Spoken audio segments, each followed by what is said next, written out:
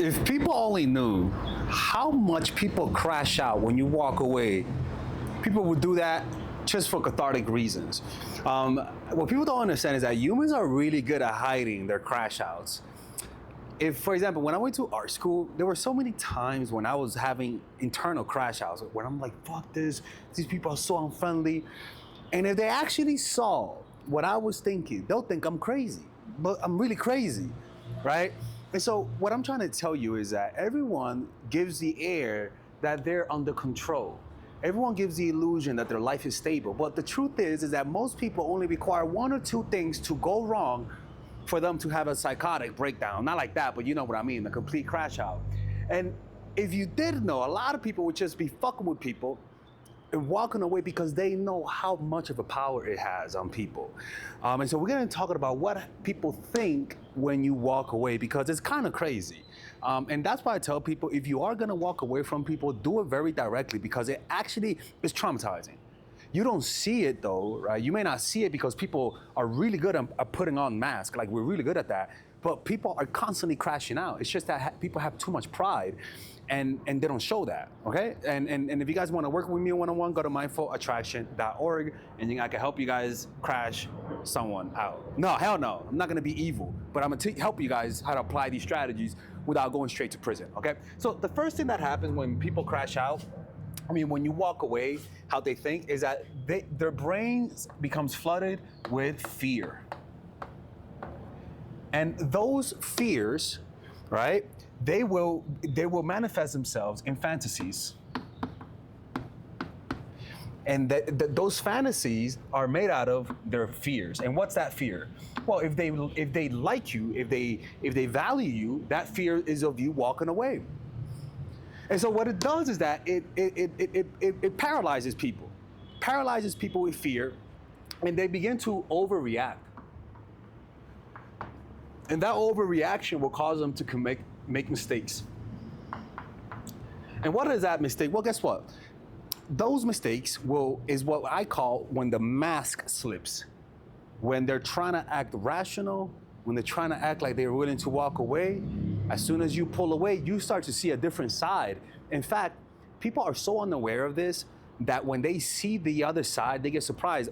I was hearing somebody talk about the other day when I went to this meeting, and they were talking about how their girlfriend, this girl was cheating on her boyfriend. And she was crying because she couldn't comprehend how he's still with her.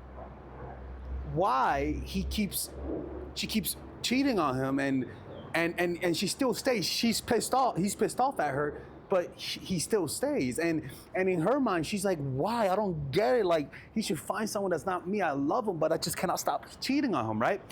And the reason why is because you just don't understand human nature. You're falling for the illusion of appearance. Most people are hyper dependent on anyone that they find attractive and that gives it back. They're hyper dependent. So if you're talking to someone, and you've been talking to them for like a few weeks, I could promise you, pulling away, walking away will cause a breakdown in some people. And the way that it'll manifest themselves is that they'll go against their own words. They'll lower their standards. Wow, this is nice handwriting. They'll lower their standards, and you'll notice it. You're like, oh shit. Why? Because their brain is full of fear. Understand, when people fear losing you, a few things happen. You look more attractive in their eyes, and they feel less attractive, right? Fear causes you to enhance the enemy and diminish your own abilities. And this causes the future to seem dark and gloomy without you. So it'll cause a desperate response. And all of their insecurities, all of their narratives they have from childhood will start to replay in their minds, and it'll weaken them for you. Perfect for you to pick them up and rescue them. So you'll see their most insecure self. Honestly, it's not bad, it's okay, right? You're getting to know them. You shouldn't take advantage of that. If you see that side, treat them well, because they're showing you who they are. The next thing is that they'll have dreams of losing you. It'll show up in their dreams. It'll show up in their in their unconscious, and they'll have dreams of you leaving. They'll have dreams of you, or even you cheating on them, right? It'll completely take over their minds. And the next thing is that they will consume to cope. Meaning they'll start overeating, they'll start smoking more weed, they'll start to drink more. Whatever their drug of choice, they'll start to do it when you don't validate them. And when they're at their lowest, once you come back, you look like fucking Columbus. You look like the rescuer.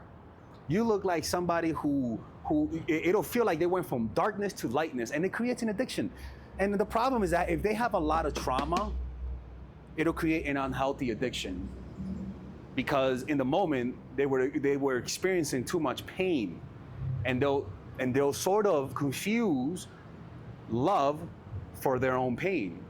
See what I'm saying? And why is that important? Well, because once they're happy, once you validate them, the pain goes away. And remember, they confuse the pain for love, right? You're back, you made them feel better, but they think it's love.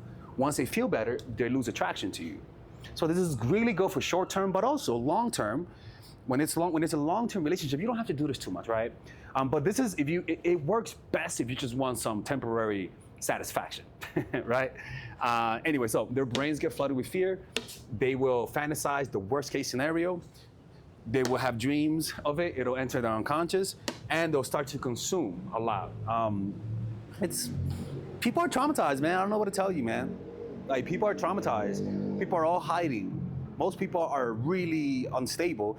It's just that some people are better at hiding it than other people. Some people have better support system than other people. Some people have better childhoods, but at the end of the day, everyone suffers. It's just that some people can cope with it better. You know, some people may not consume.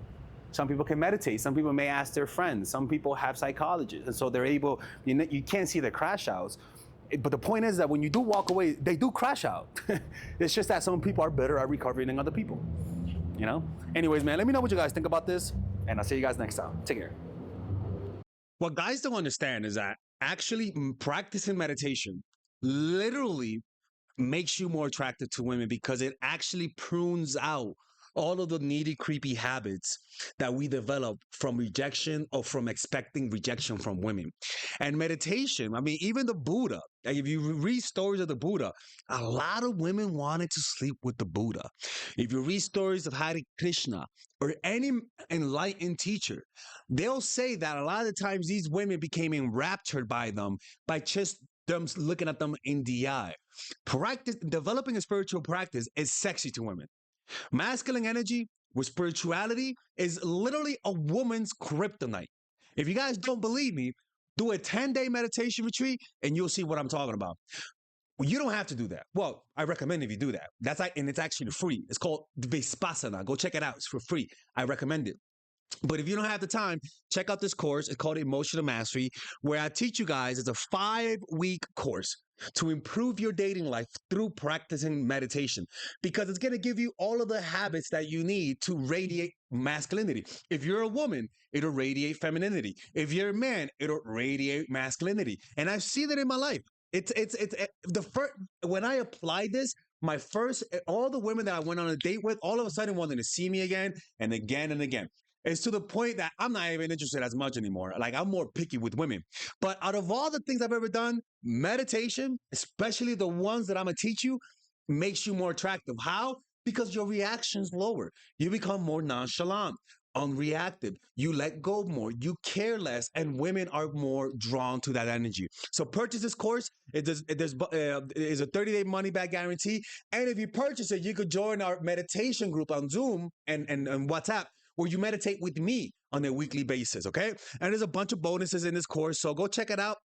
And if you don't like it, there's a 30-day money-back guarantee, okay? So with that being said, let's continue with the video.